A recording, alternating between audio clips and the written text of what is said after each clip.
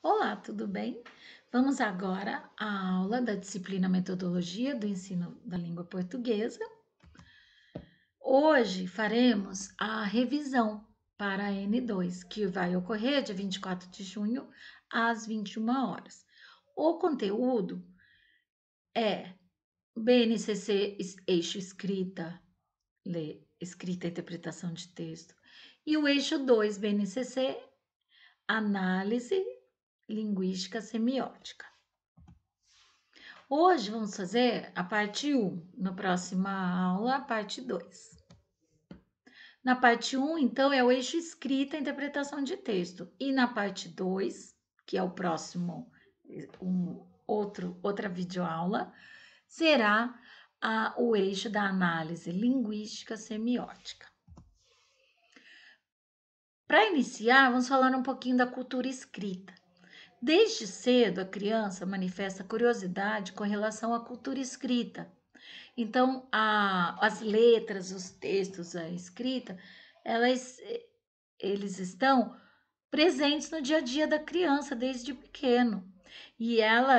Desde pequenas. E as crianças vão ouvir, acompanhar a leitura de textos, observar todos esses textos que circulam no contexto familiar, na comunidade ou mesmo na escola. Ela vai então construindo uma concepção de língua escrita e reconhecendo diferentes usos sociais da escrita. Ela percebe, muito antes de identificar letras, ela percebe que há registros, há textos, que há usos desses textos diversos no âmbito social, há também gêneros diferentes, suportes. Então, ela percebe que o texto está ali no celular da mãe, no WhatsApp, ela percebe que a pessoa lá, a mãe também, alguém escreve no notebook, ela também percebe quando a professora pega um livrinho de história para ler, no livro, no celular, ela vê escrito na tela da TV. Então, esses diversos suportes, a criança, ela também percebe que a escrita possui. E os portadores, quem traz aí esses textos. Então, na educação infantil, a imersão na cultura escrita, ela vai partir do que as crianças conhecem. Então, temos sempre que nos lembrar, quando a criança chega na escola, ela está fora dali, convivendo já no mundo, independente da idade dela, ela já convive no mundo, ela já observa, e esse mundo da cultura escrita, ela também percebe. E na educação infantil, deve-se partir do que elas já conhecem, do que elas já viram e do que elas veem, as curiosidades que elas têm em relação a isso. Ela vê lá o avô lendo jornal, nossa, o que ele faz, né? Como ele identifica o que está ali escrito. As experiências com a literatura infantil, que são propostas pelos professores, e que vão mediar. O que o professor vai mediar? O texto e a criança. Ele mostra o livrinho, as crianças veem as figuras, mas aí, quando o livro tem coisas escritas, o professor, o educador que vai mediar. Nessa mediação, essa mediação, ela vai contribuir muito para o desenvolvimento do gosto pela leitura. Ela também vai contribuir no estímulo à imaginação e à ampliação do conhecimento do mundo dessa criança. Nesse contato com a escrita, pode ocorrer, né, ali com histórias, contos, fábulas, poemas, cordéis, e tudo isso vai propiciar que a criança tenha familiaridade com livros, com diferentes gêneros literários, e também vai perceber a diferenciação entre ilustração e escrita, né, quando eu desenho e quando que tem um texto, que a professora vai lá e lê, e sai uma história daquelas coisinhas desenhadas, mas que não são ilustrações. A aprendizagem da direção da escrita também, para que lado que está escrito, como se manuseia um livro, né? Começo, meio e fim. Tudo isso é o primeiro contato com a escrita, deve ser valorizado e é importantíssimo para que a criança ela perceba que existe aquele mundo e que em algum momento ela vai entrar nele. Nesse convívio com textos escritos, as crianças vão construindo hipóteses sobre a escrita, que vão se revelando inicialmente rabiscos, né, desenhinhos, garatujas, e à medida que vão conhecendo letras em escritas espontâneas, elas vão, a própria criança aí, no caso, o que quer dizer, escritas espontâneas, não convencionais, ela vai criando essa hipótese de que é assim que escreve. Vocês já devem ter tido as hipóteses de escrita durante as disciplinas que trataram da alfabetização. Aqui eu estou trazendo porque a gente tem que lembrar de onde que surgiu esse primeiro contato com a escrita. A escrita, ela não vai, o contato da escrita não é a partir da alfabetização, é muito, muito, muito antes. E todo esse mundo que nós vivemos de letras, as crianças estão presentes desde pequenininhos, né? Então, toda essa forma de familiarizar a criança, que a escola tem muito papel, a família também, né? E tudo isso vai ter ali o resultado inicial, como, por exemplo, essas escritas que a criança inventa, são desenhinhos. Para ela, ela escreve qualquer coisinha, ela lê, né? Para ela faz sentido. E isso tudo são indicações da compreensão da escrita como um sistema de representação da língua. Então, quando a criança tenta fazer um desenho e consegue ler aquilo, já mostra que ela compreendeu que aquilo é um sistema que representa uma língua, representa uma ideia. E ali é o registro disso. Então é importantíssimo esse primeiro contato.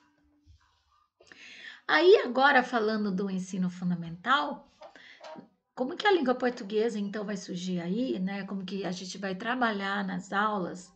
Nos 2 primeiros anos do ensino fundamental, a ação pedagógica deve ter como foco a alfabetização, a fim de garantir amplas oportunidades para que os alunos se apropriem do sistema de escrita alfabética, de modo articulado ao desenvolvimento de outras habilidades, de leitura e de escrita, e ao envolvimento em práticas diversificadas de letramento.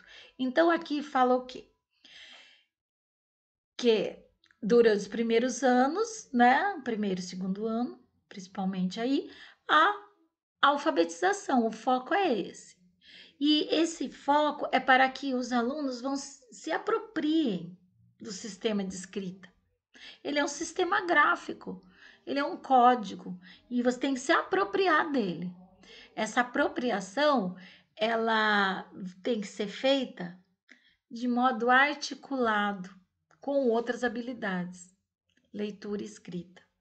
E também envolver em práticas diversificadas de letramento, do uso social daquilo. Então, é uma fase difícil, de muito aprendizado para a criança, para todos nós passamos, né, por isso.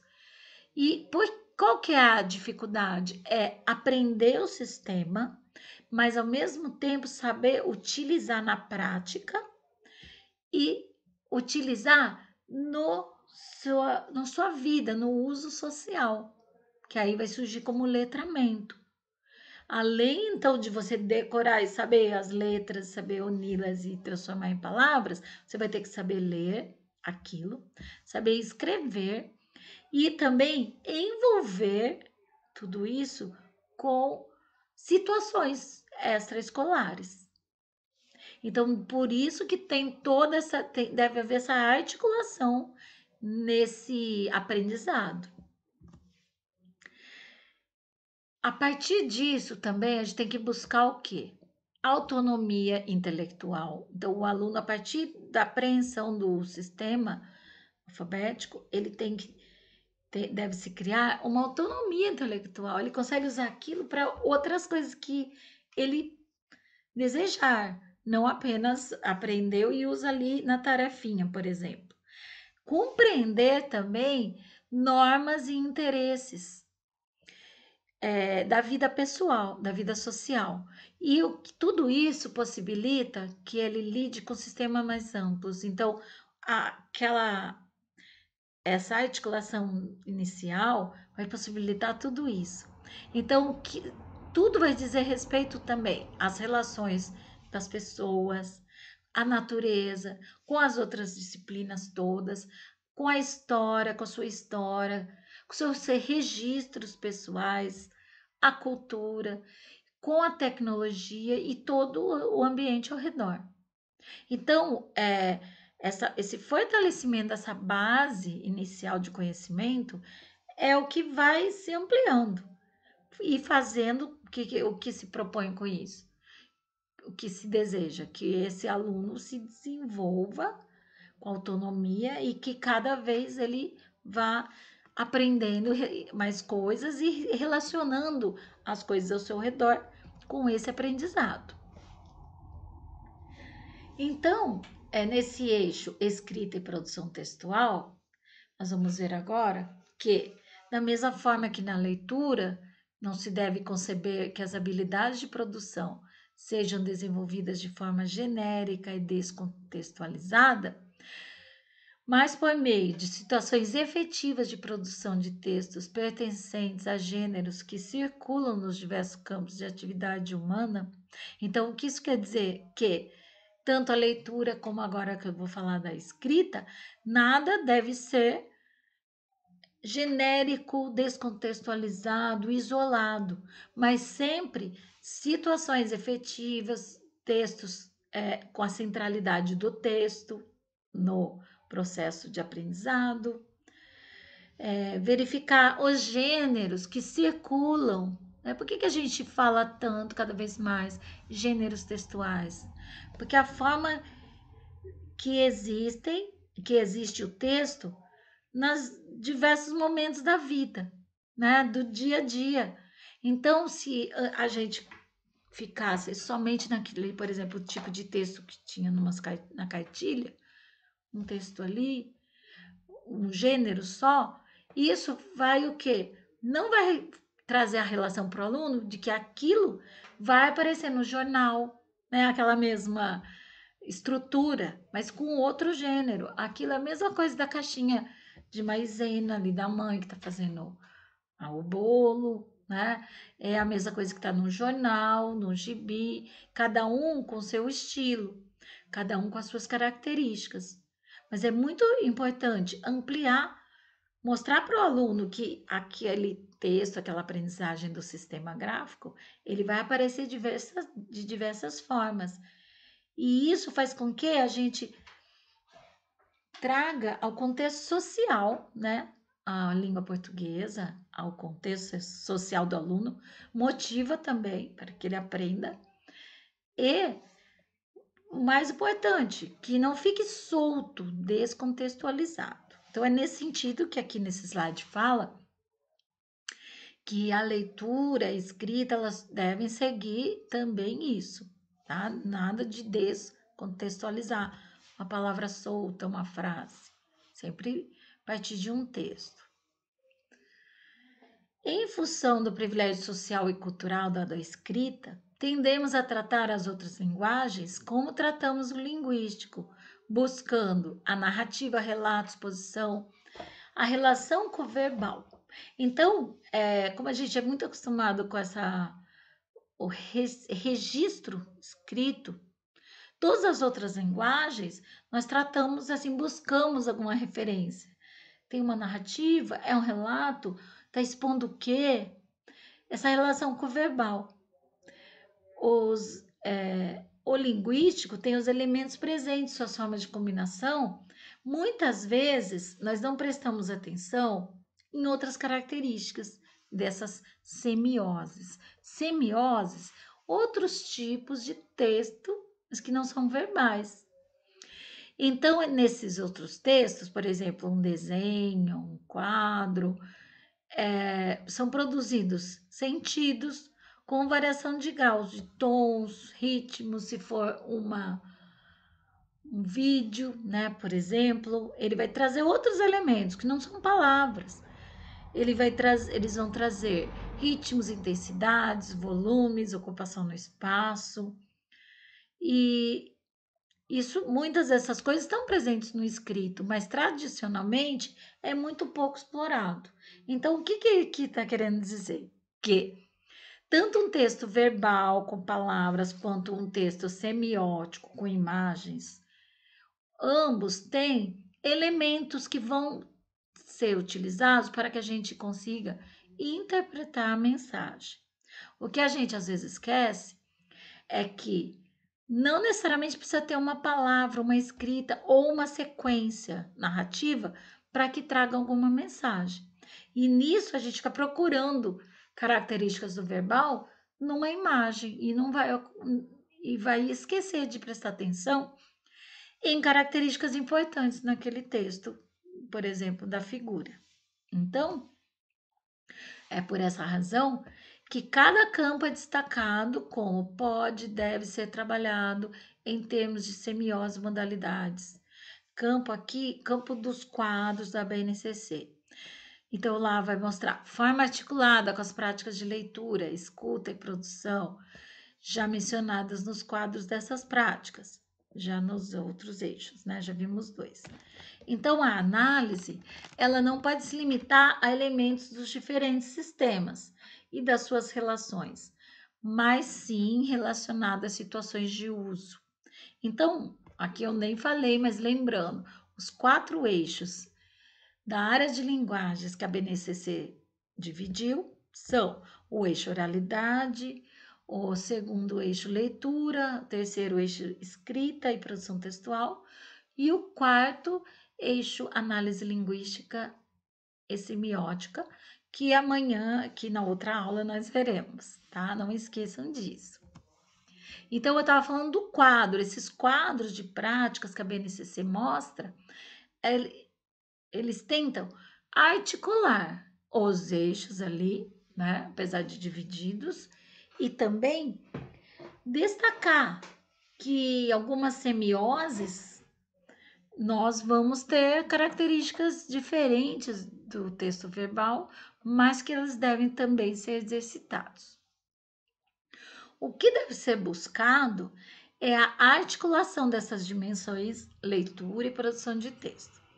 A separação dessas práticas se dá apenas para fins de organização curricular, por isso que a BNCC tem essa separação, para fins de metodologia, de organização curricular, de estudo, já que em muitos casos, o que é comum e desejável, essas práticas se interpenetram e se retroalimentam.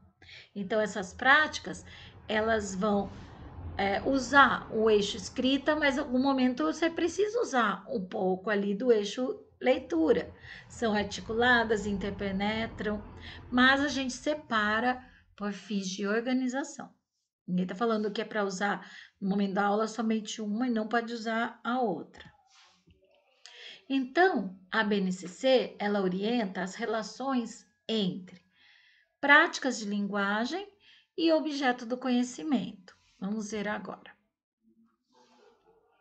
Eu fiz um resuminho, tá? Os quadros completos estão tanto lá no link da BNCC, que eu sempre coloco na bibliografia, quanto em postagens anteriores. Práticas de linguagem, então, de 1º ao 5º ano. Vamos ver agora as habilidades desenvolvidas ali no objetos de conhecimento. Produção de texto. Então, essa é uma prática de linguagem. O que vamos tentar desenvolver? Planejamento de texto, revisão de texto e edição de texto. Planejamento de texto se trata de tudo que ao redor do que o aluno precisa para a produção daquele texto. Tanto ele pensar em condições, ele pensar o que é que ele quer propor com aquilo, qual é o público que ele quer atingir, tudo isso passa pelo planejamento de texto. De que forma ele vai divulgar, qual é o gênero que ele quer utilizar, qual é o estilo. Então, tudo isso é o planejamento de texto, é um exercício. Revisão de texto. A revisão de texto, a partir do planejamento, desenvolve-se o texto, e a revisão de texto é o momento que ele vai destacar autocrítica, ele vai, às vezes também podem se fazer atividades em dupla, né, em troca aí de revisão, mas é algo que faz parte ali da crítica ou autocrítica do texto e do repensar e da análise. Então, a análise linguística, que ainda não entrou, veja como os eixos se articulam. A análise linguística entra aqui na revisão de texto também. Verificar também se há algo escrito de forma errada, né? A grafia também, se aquela palavra entra para o campo semântico, aquela palavra está adequada, é o repensar sobre aquele texto. A edição de texto é a finalização. Como que aquele texto deve terminar, né? Como que deve ser a forma ali final do texto, tá? Então aqui tem essa nomenclatura das habilidades, olha, educação, ensino fundamental, de primeiro a quinto ano, 15, língua portuguesa, e essa finalização é o lugar que ocupa dentro das habilidades, tá? Esse tipo de atividade. O eixo da produção de textos vai compreender as práticas de linguagem relacionadas à interação, à autoria individual ou coletiva do texto escrito, oral e multissemiótico, com diferentes finalidades e projetos enunciativos. Então, esse eixo vai pensar nessa prática, né, do aluno tornar-se autor, né? Ele torna-se autor daquilo. E aí ele vai relacionar com todas essas finalidades. Ali eu coloquei uma observação, mas eu já falei, né? O que é um texto multissemiótico? O texto semiótico será de, por exemplo, uma imagem, um desenho, algo que não tenha o texto verbal. O multissemiótico, ele vai ser a representação dessa imagem com também, além disso, tenha um texto verbal. Então, é uma forma de linguagem mista e na BNCC é chamada de multissemiótica, tá? São recursos visuais que auxiliarão na leitura, compreensão do conteúdo em questão. Por exemplo, né, um gibi, né, os quadrinhos, eles se dão muito bem aqui como a representação de um texto multissemiótico. Um vídeo também, né, quando a pessoa tem a imagem, a representação, o cenário e também a fala, que é o texto verbal aí, certo? Então, continuando, aqui tudo aqui está sendo retirado da BNCC, tá? A produção textual, eu vou mostrar alguns exemplos aí de atividades de ações. Então, vamos ver. Por exemplo, construir um álbum de personagens famosas, heróis, heroínas, ou de vilões ou vilãs. Nessa atividade, o aluno ele vai desenvolver a produção textual e aqui ele vai desenvolver o tipo de texto descritivo, por exemplo, né, descrevendo as características aí de cada personagem. E também pode entrar a semiótica através dos desenhos, imagens, colagens dos personagens que ele quer representar. Aí torna-se um texto multissemiótico também. No segundo, produzir um almanaque que retrate as práticas culturais da comunidade. Então, aqui ele vai fazer um relato, iniciando com uma pesquisa e depois um relato sobre a cultura, né? Sobre aí entra, é muito importante, porque entra o seu meio aí cultural. Narrar fatos cotidianos de forma crítica, lírica ou bem-humorada em uma crônica, gênero crônica, e aí desenvolve a narrativa. E também, aí todas essas atividades entram ali, planejamento do texto, a revisão e a edição do texto, tá?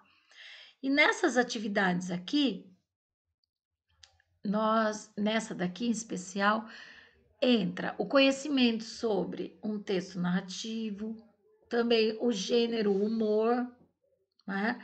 E entender a crônica, que tem características próprias, fatos cotidianos, acontecimentos rápidos e que tragam alguma reflexão sobre a vida.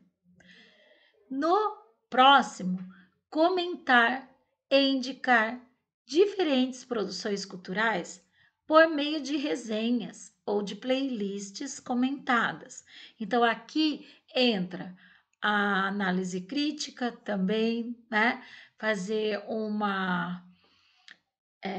elencar os argumentos, por que você escolhe uma música ou outra, por exemplo, e a resenha, ela é muito importante porque é o exercício da sua opinião, mas a sua opinião embasada, argumentada. Descrever, avaliar e recomendar ou não um game em uma resenha, gameplay ou vlog. Então, aí trazendo a tecnologia, a BNCC, ela traz muito a tecnologia, ela entende como uns suportes importantes, né? Os blogs, a internet, e está presente aqui, né? Só que aqui não, nada mais é do que uma resenha também. Então, o aluno vai desenvolver sua argumentação, a descrição também, né? Quando ele vai falar de algum game, e o uso da tecnologia, já que ele vai colocar lá num vlog, por exemplo. Escrever verbetes de curiosidades científicas, então aí ele vai entrar na pesquisa e também vai ter que conhecer o texto científico, que é um outro gênero. Sistematizar dados de um estudo em um relatório ou relato multimediático de campo. Então aqui o aluno ele vai exercitar o quê? A escrita, o relatório, a escrita científica também, a sistematização de dados, que é muito importante, a organização do texto, e esse relato multimediático aí pode ser publicado, a divulgação em vários tipos de suportes também. Divulgar conhecimentos específicos por meio de um verbete de enciclopédia digital colaborativa. Aqui vem o quê? A redação científica também e o digital. Entrando no digital, está falando da internet também, aqui da tecnologia, tá? Relatar fatos relevantes para a comunidade de notícias, que é o levantamento e o texto jornalístico. Cobrir acontecimentos ou levantar dados relevantes para a comunidade de uma reportagem, texto jornalístico também. Expressar posição em uma carta de leitor ou artigo de opinião. Mais uma, são dois gêneros, né? Carta de leitor e artigo de opinião. Nos dois gêneros também é necessário levantar a argumentação para a sua opinião. É um exercício que mesmo até os universitários devem exercitar, né? Para você ter fundamentação na sua opinião. E é bom começar lá no ensino fundamental, com certeza. Denunciar situações de desrespeito aos direitos por meio de fotoreportagem, fotodenúncia, poema, lambe-lambe, micro-roteiro, dentre outros. Então, aqui entra a parte de cidadania também, do aluno, ele entender que a língua, a sua expressão escrita ou mesmo oral, ela é a representação das suas ideias. Então, as denúncias e todos os tipos de textos nesse sentido, são formas de você exercitar os seus direitos. Aqui, fotoreportagem, vai entrar um texto multissemiótico, com foto ou um texto junto, fotodenúncia também.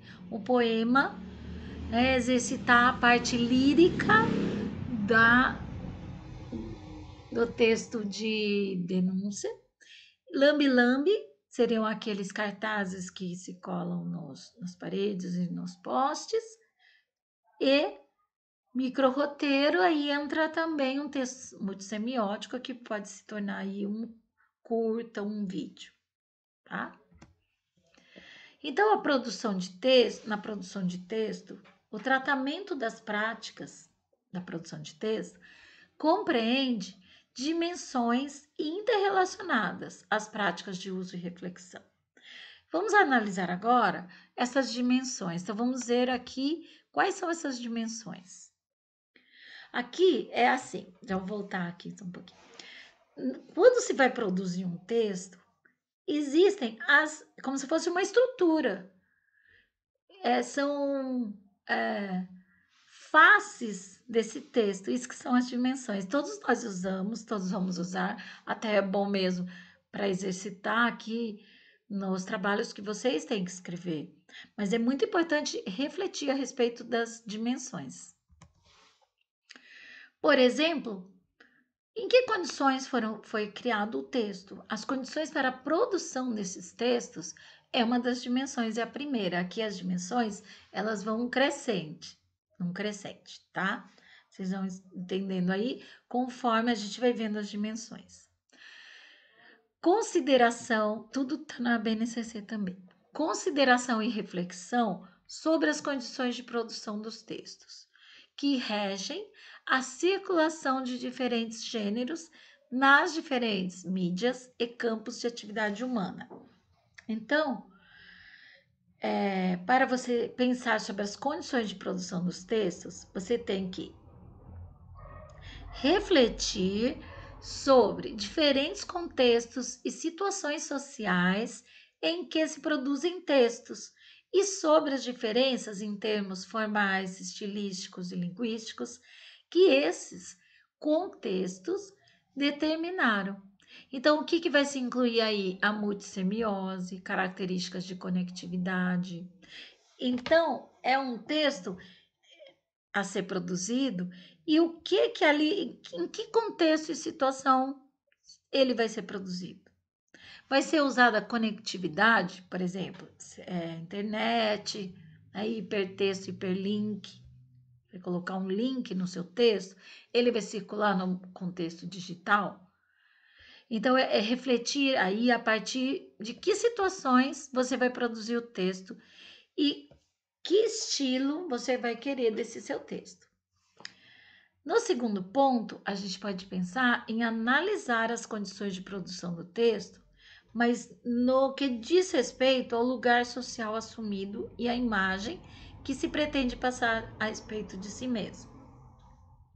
Pensando no autor, tá, gente? Então, o autor daquele texto, que aí no caso é o aluno, ele vai ter um lugar social assumido, pensar o que ele quer passar com aquele texto dele.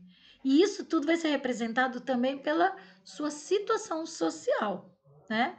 O que ele quer, o que ele pretende com aquele texto. Que veículo ele vai usar? Também é importante. Qual o contexto sócio-histórico ali que se representa? A gente vai analisar também que gênero, né, e discurso, que gênero do discurso é utilizado. Então, quem é que produz esse texto? Por isso que a gente vai até ver diferenças aí, né, entre um aluno do terceiro, um do quinto. Ali eles estão em outra situação no momento da vida deles. E não é apenas o conhecimento de conteúdo, mas também de refletir que situação ele vive. Aí a gente pode estar falando até situação econômica, né? Situação do papel social. e também a situação histórica e o conteúdo que ele já domina também. Aí faz parte, tá? Analisar aspectos sociodiscursivos, temáticos, composicionais e estilísticos dos gêneros propostos para que aquele texto seja produzido. E aí a gente vai estabelecer relações entre tudo isso para entender como que pode ser produzido aquele texto, quais as condições que estavam ocorrendo para aquele texto. E isso vai depois refletir aí na circulação, no gênero escolhido e vários outros campos da atividade humana.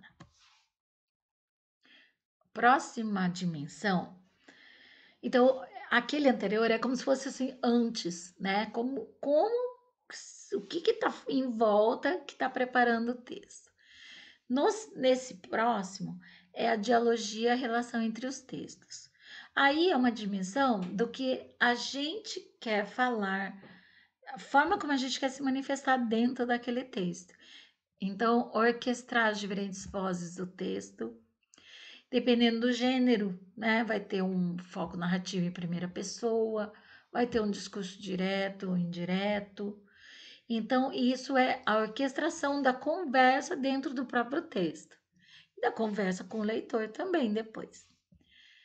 Quais as relações de intertextualidade? Então, a intertextualidade é o quê? Alguma obra, alguma referência presente dentro do texto. E para a gente. Por que a gente usa muito intertextualidade? Para enriquecer o texto, para dar força, base também para o que você quer construir. Então, quando a gente faz citação, ou a gente faz uma paráfrase, que é você repetir o que alguém falou de outra forma. E também paródias, né? As paródias, por exemplo, são o quê? Representações de algo que existe. Você vai escrever de outra forma. E pode ser para criticar, pode ser para homenagear também. Isso são intertextualidades e faz parte do texto. Todo o texto está falando isso, né? A gente escreve sempre algo a partir do que já usou. Na escola, a gente usa bastante isso daqui, até como modelos. Você mostra uma fábula, depois o aluno vai desenvolver a própria dele. E tem intertextualidade muito forte aí também. Então, é isso que quer dizer aí a relação entre os textos. Agora, o próximo é a alimentação temática. Aqui é como você desenvolver o texto o tema, ao longo do texto. Então, o tema, ele vai ser dado, vai surgir, e você vai desenvolver uma história sobre ele, ou uma dissertação, um poema, algo. Como que você desenvolve esse tema? Você vai alimentar o texto. Então, para isso, a gente vai selecionar informações, dados, argumentos, procurar referências, fontes, né? Organizar isso daí, para que o texto produzido tenha um nível de aprofundamento adequado e vá além do senso comum, como ocorre quando as pessoas treinam para fazer uma redação do Enem ou de algum concurso. Então, você tem que saber sobre o tema e tem que ter uma fidelidade ali ao que você está falando. Tem que ser real, você tem que ter um fundamento, sair do senso comum. E tudo isso vai ter que contemplar essa sustentação das suas ideias. Então, mesmo num texto narrativo, você vai alimentar aquele tema. Como? Dando características dos personagens, ou ainda você trazendo veracidade aos fatos, né? São fatos que poderiam acontecer, que o leitor acredite. Isso é uma alimentação temática também. Então, como desenvolver o tema, a gente vai alimentar aí para que ele se estenda ao longo do texto, não escape, né? Não fique superficial, você começa a falar de uma coisa e esquece e fala de outra. Essa alimentação temática é muito importante e é uma das dimensões. A construção da textualidade. Então, aqui, vocês viram que começou antes no planejamento, saber como, né, que situação que eu vou produzir. Depois, nós vimos a conversa ali dentro do texto, né? Como que o que a gente vai usar como uma referência. Também vimos como que alimentamos esse tema. Vamos buscar nos informar, pensar a respeito do que é proposto. Agora, vamos construir o texto.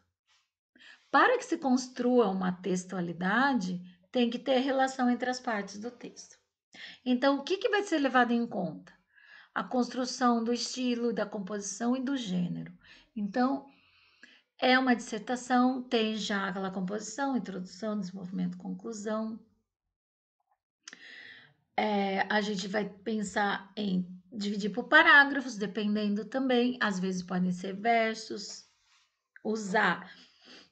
evitar repetir, usar adequadamente elementos coesivos, que vão contribuir para a coerência, a continuidade do texto e a progressão temática.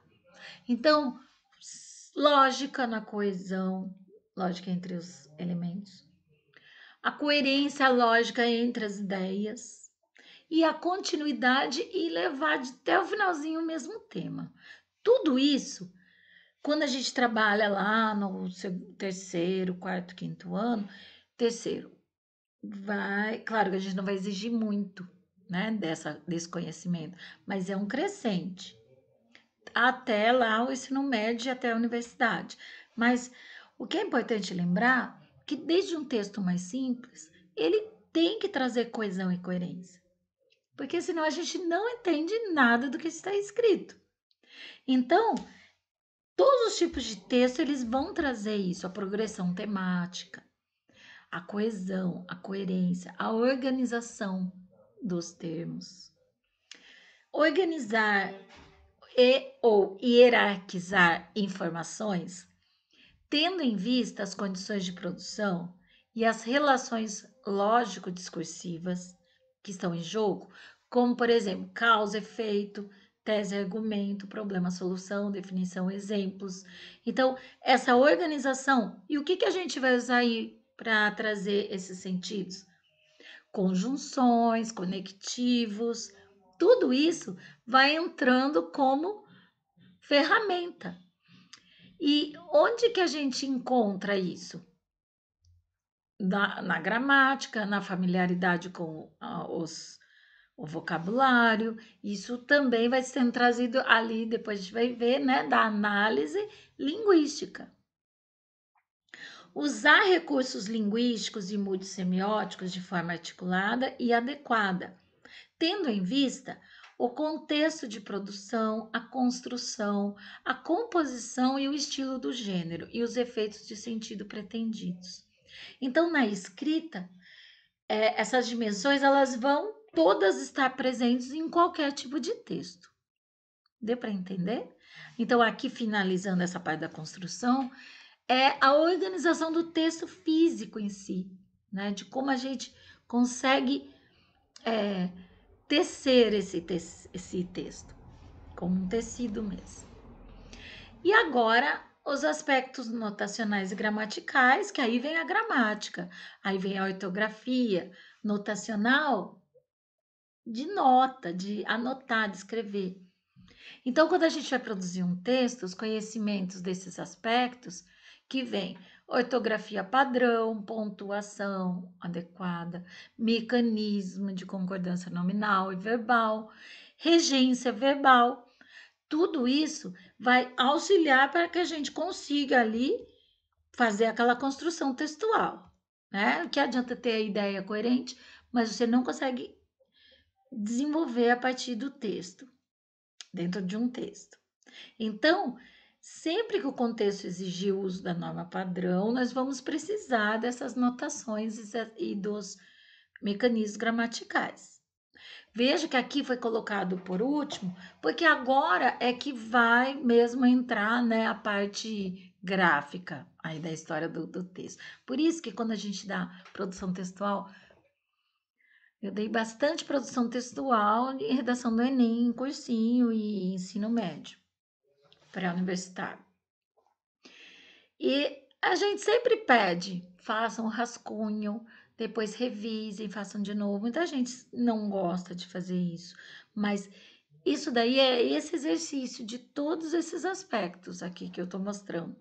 Porque o planejamento, né? Saber o que eu quero, depois saber de que forma eu vou colocar, depois organizar essa forma, saber que referências eu vou trazer, como eu vou alimentar meu tema, e aí finalizando agora com a parte gramatical. Vejam como tudo faz sentido nesse andar. A gente vai trabalhar isso desde lá do terceiro ano, até antes, né? Um pouco mais. Primeiro e segundo fica ali mais para alfabetização mesmo.